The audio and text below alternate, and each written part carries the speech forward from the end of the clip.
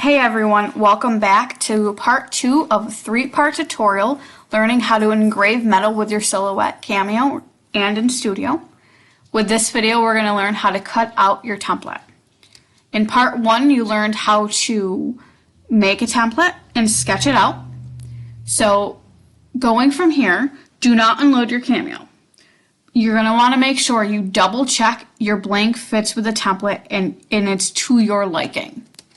Once you are satisfied, go ahead and swap out the sketch pen for your cut blade.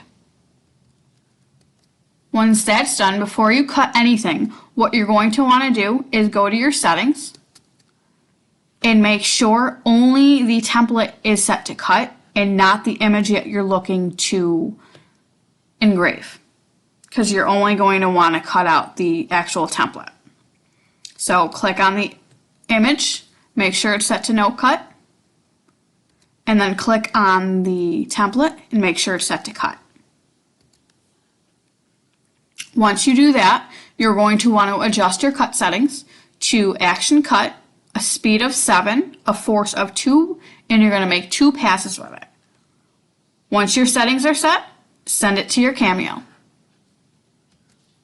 After it's done cutting, again, do not unload your Cameo. And just carefully peel back that part that was cut, revealing your done template. Once that part is peeled back and out, go ahead and place your metal blank in carefully. Press down and secure it, making sure it is in and it is not going anywhere. If you want to, go ahead and tape over it. Don't worry about it being in the way if it gets engraved, because it'll just engrave through it. That's the great thing about painter's tape. Once you go ahead and do that, then it's time to engrave. Stay tuned for part 3.